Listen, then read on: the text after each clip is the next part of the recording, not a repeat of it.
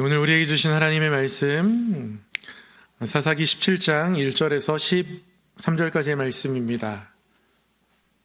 구약성경 사사기 17장 1절로부터 13절까지의 말씀, 구약 391쪽에 있습니다.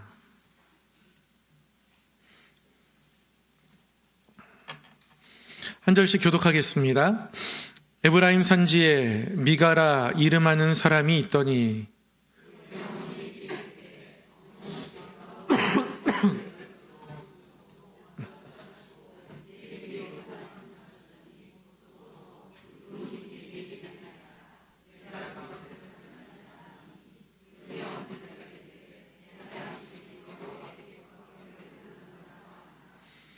미가가 은 1,100을 그의 어머니에게 도로 주매 그의 어머니가 이르되 내가 내 아들을 위하여 한 신상을 새기며 한 신상을 부어 만들기 위해 내 손에서 이 은을 여호와께 거룩히 드리노라.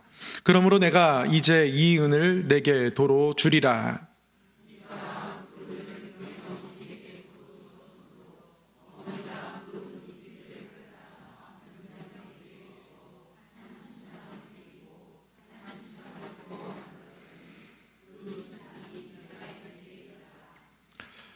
그 사람 미가에게 신당이 있으므로 그가 에봇과 드라빔을 만들고 한 아들을 세워 그의 제사장으로 삼았더라.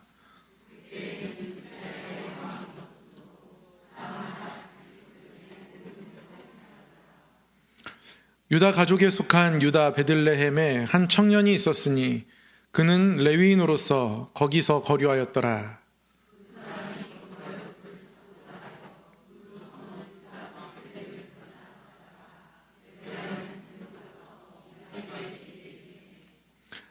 미가가 그에게 묻되 너는 어디서부터 오느냐 하니 그가 이르되 나는 유다 베들레헴의 레위인으로서 거류할 곳을 찾으러 가노라 하는지라.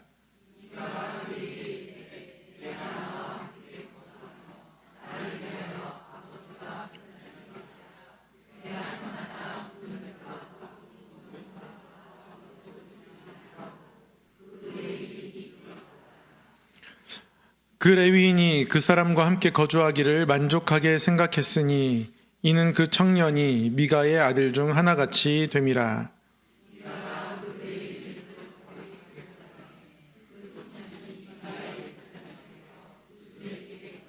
함께요. 이에 미가가 이르되 레위인이 내 제사장이 되었으니 이제 여호와께서 내게 복 주실 줄을 아노라 하니라. 아멘. 우리 서로 옆에 계신 또 앞뒤에 계신 성도님께 이렇게 인사하겠습니다. 하나님의 말씀이 생명이 됩니다. 하나님의 말씀이 생명이 됩니다. 한 번 더 이렇게 인사하겠습니다. 복음은 우리의 삶의 힘입니다. 아멘. 말씀을 나누기 전에요, 우리 찬양 한 곡을 함께 좀 배우고 고백하고 말씀을 나누도록 하겠습니다. 가장 귀한 삶이라는 제목의 찬양입니다. 우리의 삶이 아무리 작아 보여도 그래도 어떤 삶을 겪고 있어도 그래도 우리가 복음을 알고 예수님을 아는 사람이라면, 그리고 그 복음 안에서 살아가고 예수님을 고백하며 살아가는 삶이라면 그 무엇에도 비할 만큼 아주 귀한 삶이다. 이런 내용의 찬양입니다. 함께 한번 해보겠습니다.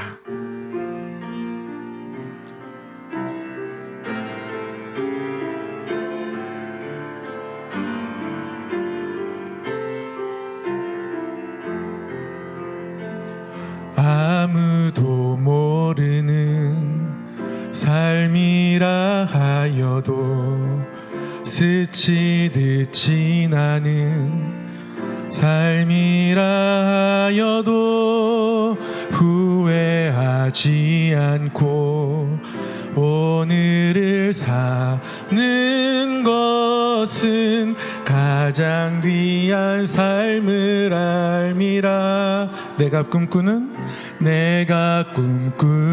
일 이루지 못해도 내 내가 바라는 것 다 갖지 못해도 낙심하지 않고 오늘을 사는 것은 가장 귀한 삶을 삶이라. 내가 복음을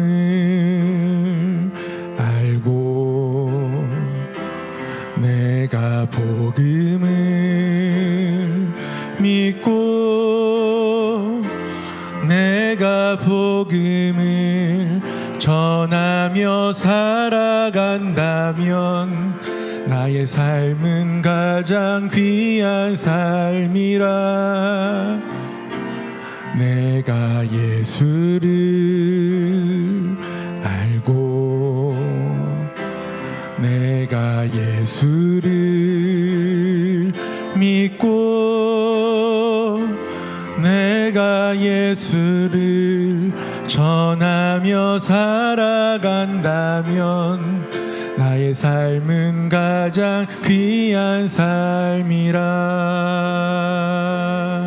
3절입니다. 하나님 독생자, 하나님 독생자 예수 그리스도 날 위해 고귀한 생명 주셨으니 그 생명 받은 나 하늘의 소망이 있네.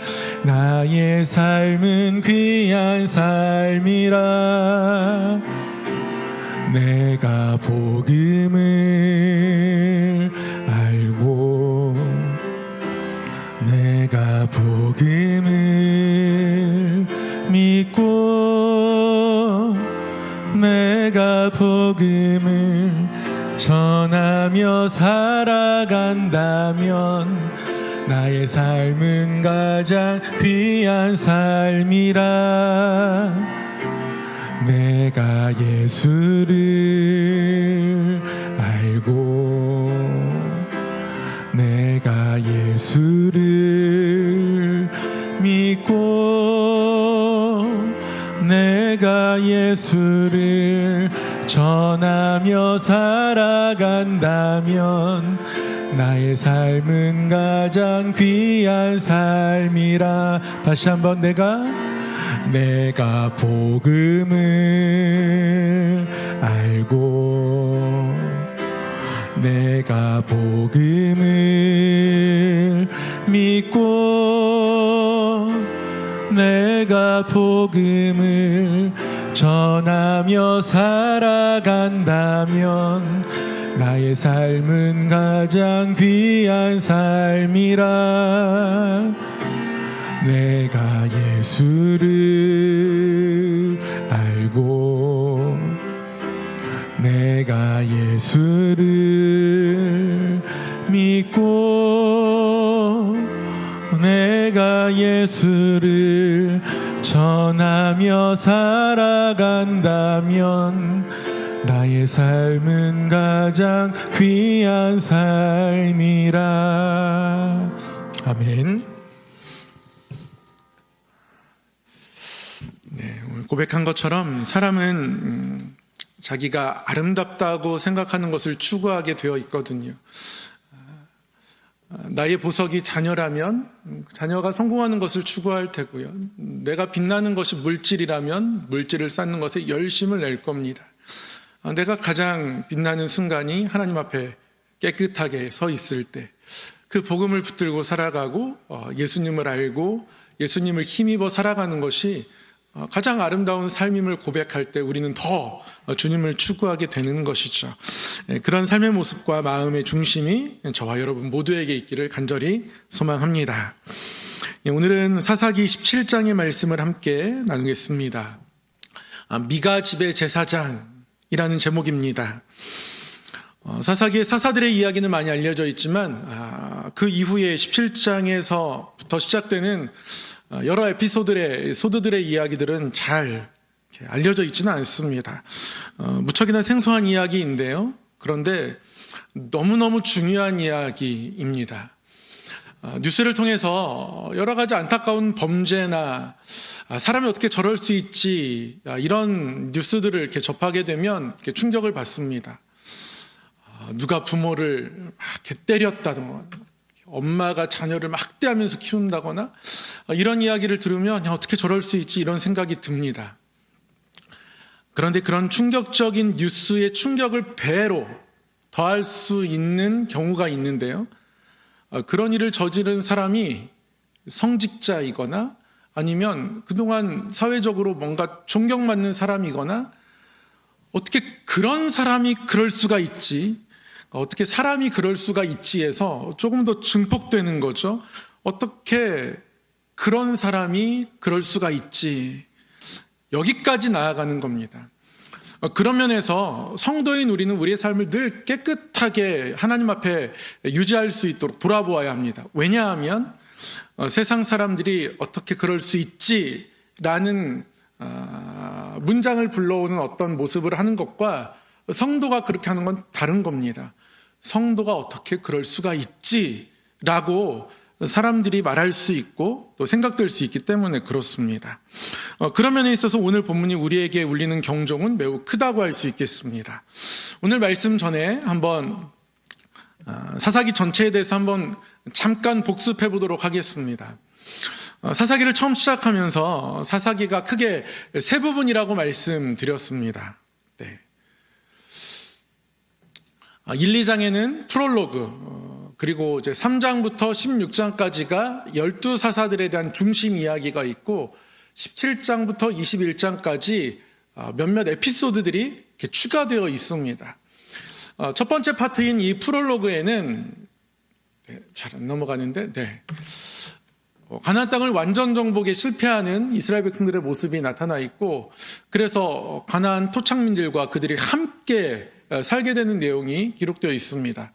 그리고 이제는 새로운 세대가 태어나서 점점 하나님이 그들에게 어떠한 일을 베푸셨는지 듣기는 들었지만 실제 보지 못했기 때문에 하나님을 온전히 알지 못하는 세대들이 일어납니다. 그러니까 이 사사기 1, 2장을 읽다 보면 사사시대가 결코 평탄하지 않겠구나 생각하게 됩니다. 마치 오페라 전체의 분위기를 오페라의 첫 곡인 서곡이 들려주듯이 사사기 전체의 분위기를 1, 2장이 서곡처럼 들려주고 있습니다.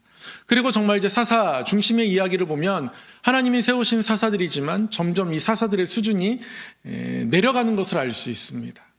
기도하지 않고요. 하나님께 부르짖지 않고 결국 삼손은 자기 눈에 좋아 보이는 여인들을 따라가다가 다른 사람들처럼 약해지게 되고 나시린의 서원도 이루지 못하면서 비참하게 최후를 맞이합니다. 그래서 그의 대적과 맞서다가 그 맞서는 대적들에 의해서 죽임을 당하게 되는 사사 삼손의 모습이 기록된 사사의 마지막 모습이 되고 맙니다. 그만큼 사사시대는 점점 암울한 시대로 흘러가고 있음을 알게 되죠. 그리고 그 암울함의 절정을 이제 17장 이후의 이야기에서 보게 됩니다. 영적인 타락의 또 다른 에피소드들이 일어나요. 사사들이 타락해가고 점점 이 백성들이 타락해가는 모습들이 이스라엘 전체의 분위기를 보여주는 어떤 모습이었다면 그런 모습 아래에서 살아가는 아주 작은 부분들, 미시적으로 아주 디테일한 부분에서는 이스라엘 영토의 어떤 작은 부분에서는 어떠한 일들이 일어나는지 이런 에피소드들을 통해서 이제 알 수 있게 되는 거죠. 그 첫 번째 이야기가 이제 17장, 18장에 있습니다. 미가의 집 제사장과 단지파 이야기가 있는데요. 오늘은 먼저 17장, 미가의 집 제사장 이야기를 함께 공부해 보도록 하겠습니다. 오늘 17장 1절에서 13절까지를 읽었습니다. 어떤 사람이 등장합니까? 17장 1절에 에브라임 산지에 살고 있는 한 사람이 등장합니다. 여러분 이름이 뭐죠? 미가입니다. 그런데 성경에서는 히브리 원문에서는 이 사람의 이름을 미가 예후라고 기록하고 있습니다. 그런데 왜 우리의 말 성경에는 미가라고 번역했을까요? 원문에는 미카 예후라고 기록되어 있는데 17장에 보면 미가가 계속해서 등장하거든요. 그런데 히브리 원어 성경에 보면 4절까지는 미가의 이름이 미가 예후라고 나오고요. 5절 이하부터는 미가의 이름이 그냥 미가라고 나옵니다. 그래서 배경 지식이 없이 성경을 읽다 보면 원문 그대로 번역하면 미카 예후랑 미가랑 같은 사람인지 다른 사람인지 혼동을 하게 돼요. 그래서 번역하시는 분들이 동일 인물임을 알게 하기 위해서 미가라고 통일해서 번역한 것 같습니다. 그런데 원문에는 정확히 미가 예후라고 번역되어 있습니다. 이 이름의 뜻이 무엇이냐면 누가 여호와와 같겠는가입니다. 누가 여호와와 같겠는가? 그의 어머니가 이렇게 이름을 지어줬을 거예요. 그러니까 그의 어머니는 자녀가 누가 여호와와 같겠는가라는 어떤 신앙의 고백을 가지고 뭔가 하나님만을 붙들고 살아가는 사람이 되기를 바라는 마음으로 이렇게 이름을 지었던 것 같습니다. 그런데 삶의 실상은 이와는 정반대입니다. 누가 여호와와 같겠는가? 하나님만을 소중히 여기는 사람으로 살아가야 하는데요. 5절부터는 예후란 말이 떨어져 나가고 그냥 미가가 됩니다. 그러니까 결국에는 하나님을 잃어버린 사람이 되었다는 것이죠. 4절까지는 미카 예후라는 이름으로 이 인물이 등장하게 되는데요. 4절까지에서의 주된 인물이라고 하면 물론 미가도 중요하지만 4절까지 굉장히 중요한 역할을 담당하는 인물이 바로 미가의 엄마입니다. 미카 예후라는 이름을 지었던 인물. 그러니까 그의 어머니에 초점을 맞추어서 1절부터 4절까지 읽으면 조금 더 주제가 선명해집니다. 어떤 일이 이 집에서 일어났냐면 은 1100세겔이 도난당하는, 없어지는 일이 일어납니다. 엄마가 큰 돈을 잃어버렸습니다. 누가 가져가는지 모르겠어요. 여러분 소중한 물건을 잃어버렸는데 누가 가져가는지 모를 때 좀 어떻게 하십니까? 그냥 포기가 되십니까? 저도 종종 지갑을 잃어버리거나 아니면 돈을 잃어버릴 때가 있어요. 한 번은 제가 자취하는 자취방에 서랍에다가 이렇게 봉투를, 생활비를 쫙 넣어놓고 있었는데 그런데 자물쇠로 이렇게 잠그고 다니는 것이 귀찮아서 열고 다녔습니다. 누가 여기 이 구석에 자취방까지 들어가서 뭘 가져갈까. 그런데 어느 날 봉투가 없어진 거예요. 너무너무 이제 화가 났습니다. 놀라기도 했고요. 누가 가져갔는지 도대체 모르겠습니다. 그때 제가 할 수 있는 게 뭐냐면 가져간 사람을 저주하는 것이었어요. 처음에 그래, 가져간 사람 가다가 넘어져서 코라도 깨져라 이런 마음이 들다가 또 다시 정반대의 마음으로 정말 그 돈이 필요했던 사정이 있지 않았을까? 소중하게 쓰이면 좋겠다. 이랬다가 저랬다가 막 이러거든요. 근데 미가의 어머니는 전자였던 것 같아요. 저주하는 마음이 생겼습니다. 그래서 엄마가 누가 가져갔는지 모르니까 엄청난 저주를 퍼붓습니다. 뭐라고 저주했는지 저주의 내용은 나와 있지 않지만 아무튼 듣는 사람이 기가 막 찰 만큼, 듣는 사람이 너무너무 무서울 만큼 엄청난 저주를 퍼붓는 거예요. 근데 이 저주를 퍼붓는 엄마의 모습을 누가 보는 거예요? 아들 미카 예후가 보는 겁니다. 들으니까 겁이 납니다. 큰일 났다 싶은 거예요. 왜요? 내가 가져갔거든요. 엄마의 물건에 아주 큰맘 먹고 손을 댄 겁니다. 엄마의 저주를 들으면서 겁이 나서요. 그가 자수합니다. 어머니, 그 은이 제게 있습니다. 내가 그것을 가졌습니다. 훔친 은을 내어놓고 자수합니다. 근데 여기서 아주 할 만한 일이 일어납니다. 그럼 엄마가 아들에게 어떻게 해야 됐을까요? 그래도 이 일에 대해서 엄히 다스려야 하지 않겠습니까? 회초리를 때리든 아니면 말로 타이르든 설득을 하든 끌어안고 울든 네가 어떻게 이럴 수 있냐고 하든 뭐가 됐든 이 일에 대해서 그냥 넘어갈 수는 없는 건데요. 엄마는 지금 자신의 입술로 내뱉었던 저주가 자신의 아들에게 진짜 임하게 될까 스스로 겁이 났습니다. 여러분, 그래서 자수하는 아들을 향해서 엄마가 뭐라고 합니까? 2절 끝에 나와 있어요. 여러분 보십시오. 엄마가 뭐라고 한다고요? 내 아들이 여호와께 복받기를 원하노라. 여러분, 아들을 축복합니다. 말이 되지 않는 모습이 나타납니다. 말로 아들을 축복합니다. 근데 이것도 모자라요, 지금. 자기가 워낙 저주를 세게 퍼부었기 때문에 말로 축복한 것으로는 이게 뭔가 뒤집혀지지 않을 것 같습니다. 여러분, 그래서 이 미카 예후의 엄마가 어떻게 합니까? 아들을 위해서 신상을 제작하려고 합니다. 그래도 뭐 부적 같은 게 하나 있어야 되겠는 거예요. 여기서 이 영적인 모습들이 얼만큼 타락했는지 알 수 있죠. 여러분, 한 목소리를 한번 함께 읽어볼까요? 시작. 미가가 은 1,100을 그의 어머니에게 도로 주매 그의 어머니가 이르되 내가 내 아들을 위하여 한 신상을 새기며 한 신상을 부어 만들기 위해 내 손에서 이 은을 여호와께 거룩히 드리노라. 그러므로 내가 이제 이 은을 내게 도로 주리라. 그럼 아들을 위해서 무엇을 제작하고자 해요? 신상을 제작하고자 합니다. 근데 그럼 신상을 제작하고 남은 것도 아마 아들에게 다 돌려주었던 것 같아요. 이거 네가 써라. 줄게. 괜찮아. 이젠 네 거야. 내가 준 거니까 이제 훔쳤던 건 다 무효야. 뭐 이렇게 하면서 남은 것도 주고요. 그냥 돌려주기엔 너무 부족해서 그중에 은 200을 가지고 신상을 제작했단 말이죠.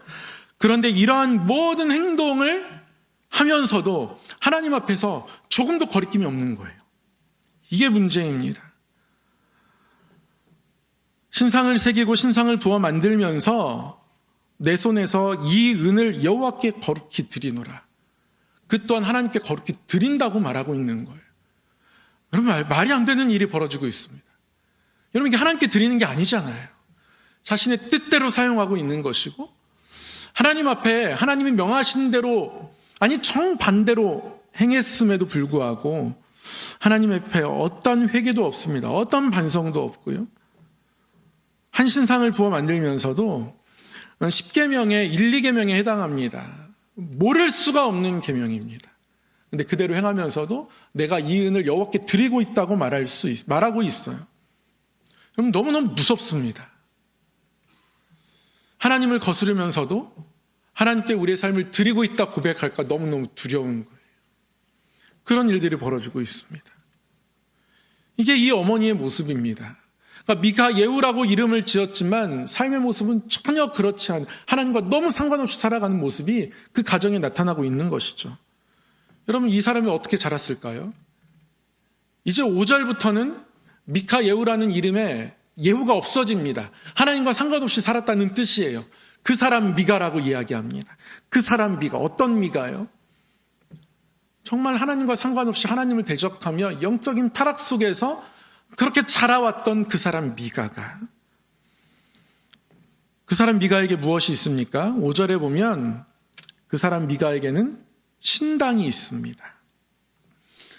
그 사람 미가에게는 신당이 있을 수밖에 없습니다. 왜냐하면 엄마가 신상을 만들어 주었으니까요. 신당이 있으니까요. 더 많은 신들을 모시고 싶은 거예요. 그래서 드라빔을 만듭니다. 그리고 이 신당이 있으면 뭔가 더 폼나게 섬기고 싶습니다. 그래서 제사장 옷도 만듭니다. 미가가 신당을 만들고요. 여기서 제사장 옷까지 만들어 놓습니다. 그러면 이제 뭘 해야 됩니까? 제사장이 필요해요. 그럼 제사장을 어떻게 하는가? 오늘 말씀을 보면 한 아들을 세워서 그의 제사장으로 삼았다. 이렇게 기록하고 있습니다. 그럼 5절, 6절 함께 읽겠습니다. 시작. 그 사람 미가에게 신당이 있으므로 그가 애복과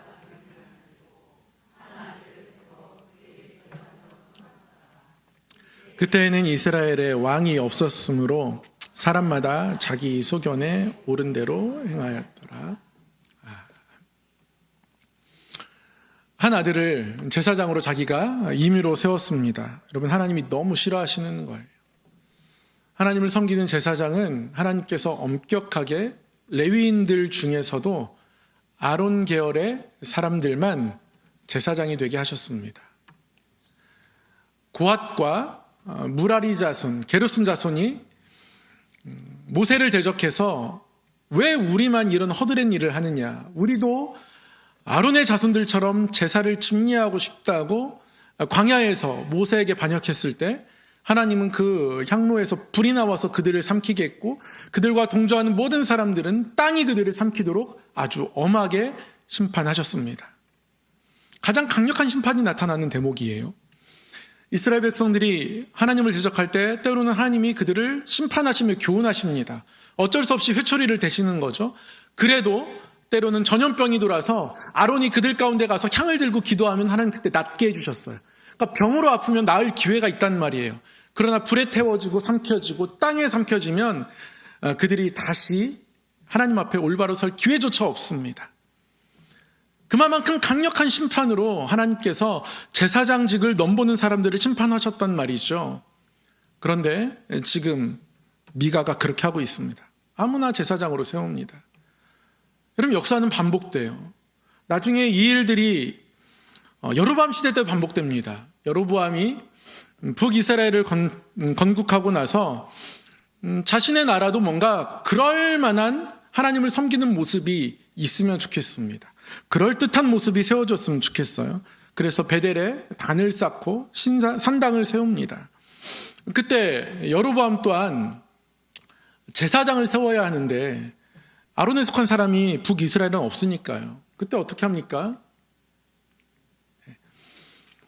여로보암이 하나님의 사람이 찾아와서 예언에도 돌이키지 아니하고 다시 일반 백성을 산당의 제사장으로 삼되 누구든지 장원하면 그 사람을 산당의 제사장으로 삼았으므로 이 일이 여로보암 집의 죄가 되어 그 집이 땅 위에서 끊어져 멸망하게 되리라. 제사장을 함부로 세우는 것, 제사장의 지위에 또는 제사장의 역할에 함부로 도전하는 것은 매우 위험한 일입니다. 하나님은 제사장을 엄격하게 구별해 주셨어요. 그 제사장이 어떠하든 나이가 많든 적든 인격이 그렇든 그렇지 않든 상관없이 일단 제사장은 제사장입니다. 그 제사장에 대해서 하나님이 판단하고 하나님이 심판하실 겁니다. 대신에 일반인들이 자원해서 그 자리에 가서는 안 되는 거예요. 하나님 매우 엄격하게 선을 그어놓으셨단 말이죠. 그런데 여로보암이 끝까지 하나님의 사람이 찾아와서 이거 잘못됐다고 예언해도 돌이키지가 않습니다. 이 일들이 결국에는 여로보암 집의 죄가 되어서 그 집이 땅 위에서 끊어져 멸망하게 되었다. 얼마만큼 큰 죄인지 하나님 말씀하고 계시죠. 이렇게 미가가 아들을 세워서 제사장을 세우는데요. 제사장을 감당하게 하는데 이때 이 지역에 한 순례객이 등장합니다. 7절 이하에 보면 자기의 아들이 제사장 하는 거 그것도 어떻게 하면 할 수 있겠는데 그런데 마침 레위인 한 명이 찾아옵니다. 이 미가의 신당에서 잘하면 레위인을 제사장으로 세울 수 있겠어요. 지금으로 따지면 그래도 신학교라도 졸업한, 이름 없는 신학교이지만 신학교라도 졸업한 사람을 세울 수 있는 거예요. 뭔가 구색이 갖춰질 것 같습니다. 이 레위인이 여기저기를 지금 떠돌고 있습니다. 여러분, 이 7절, 8절을 읽으면 몹시몹시 이상하게 느껴지셔야 합니다. 이거 참 몹시몹시 이상한 장면이에요. 여러분, 이 레위인이 어디서 온 사람인지 아십니까? 오늘 7절 말씀에 어디에서 왔다고 기록하고 있나요? 유다 베들레헴. 그럼 저희가 여호수아에 대해서 공부하면서 그들이 땅을 차지하고 또 땅을 차지한 이후에 성읍들을 배부하고 도피성을 세우고 많은 여러 가지를 공부했는데 그럼 그때 하나님께서 레위인들에게는 그들의 땅을 주지 않으셨어요. 기억하시죠? 어떻게 했습니까? 나머지 지파들에게 흩어져 살게 하셨어요. 왜냐하면 그들에게 하나님의 말씀을 가르쳐야 하니까요. 그리고 하나님 앞에 제사할 날들이 되면, 명절이 되면 그들을 데리고 실로에 있는 성소에 함께 나아가야 하니까요. 레위인들은 그런 일들을 감당해야 합니다. 그래서 하나님이 레위인들을 각 지파에 흩어져 살게 하시되 그 대신에 레위인들에게 그들이 살 48개의 성읍을 지정해 주셨습니다. 그러니까 레위인들은 하나님이 지정해 주신 성읍에 살아야 합니다. 하나님께서 거기에 살게 하신 이유와 뜻이 분명히 있단 말이죠. 그런데 레위인의 48성읍에 여러분 유다 베들레헴이 들어갈까요? 들어가지 않을까요? 들어가지 않습니다. 없습니다. 그러니까 레위인이 유다 베들레헴에서 왔다는 것 자체가 이미 잘못된 겁니까? 그러니까 레위인이 하나님이 지정한 성읍에 살지 않는 거예요. 자기가 살고 싶은 곳에 가서 살고 있는 겁니다. 하나님께 택함받은 레위인들조차 그들의 삶의 질서가 지금 무너져 있음을 알 수 있습니다. 오늘 말씀은 그 유다 베들레헴의 한 청년이라고 나이대까지 기록하고 있습니다. 청년이란 말, 이 나르란 말은 아직 30세가 되지 않았다는 뜻이에요. 그러니까 레위는 30세가 되면 직무를 시작합니다. 레위인으로서 성전의 기물들을 만지고 나르고 정돈하고 정리하는 것, 이런 일들을 할 수 있는 나이는 30세입니다. 그러니까 이 사람은 아직 30세가 되지 않은 겁니다. 그런 레위인이 유다 베들레헴에 거류하다가 거주할 곳을 찾고 있습니다. 어디에 거주할까? 이 거주도요, 지금 임시 거주인 겁니다. 한 곳에 정착해서 살려고 하지 않습니다. 자기가 살고 싶은 대로 살아가는 거예요. 이 거류한다는 것은 점점 하나님이 지정하신 성읍으로부터 멀어져서 그곳에 돌아갈 생각이 없다는 것을 지금 의미하고 있는 겁니다. 세 가지가 너무너무 이상합니다. 베들레헴에서 왔다는 것도 이상하고요. 아직 30세가 되지 않은 사람이 여기 왔다는 것도 이상한 것이고요. 그가 지금 거류민이라고 표현해요. 거류할 곳을 찾고 있다고 합니다. 거주하고 머물다가 또 어딘가로 갈 거예요. 그는 하나님이 지정하신 성읍으로 돌아갈 생각이 전혀 없는 사람입니다. 이 세 가지가 이상합니다. 근데 여기서 미가로부터 이제 스카웃 제의를 당하는 거죠. 1년 동안 해마다 은 13개를 의복, 또 음식, 옷 한 벌, 음식은 계속 제공해 주겠다. 같이 살자. 여기서 제사장을 감당했으면 좋겠다. 이렇게 제안을 합니다. 너무 좋습니다. 떠돌아다니고 있는데 여기서 너무 좋은 조건으로 나와 함께 살자, 머물자 이렇게 제안하는 거예요. 그래서 거기에 머뭅니다. 자신이 30세가 되지 않았지만 거기서 제사장으로 섬기게 됩니다. 12절 미가가 그 레위인을 거룩하게 구별합니다. 기름 붓고 자신이 제사장으로 임명한 겁니다. 그리고 그 집에 머물게 됩니다. 그리고 13절에 뭐라고 이야기합니까? 이에 미가가 이르되 레위인이 내 제사장이 되었으니 이제 여호와께서 내게 복 주실 줄을 아노라 하니라. 오늘 말씀을 한번 정리해 보겠습니다. 그럼 미가와 같은 일반인이나 그의 아들 또는 베들레헴에서 온 레위인과 같은 종교인들이나 모두 하나님 앞에서 멀어져 있는 모습이 오늘 본문에 나타나죠. 그들은 그들의 소견에 옳은 대로 행합니다.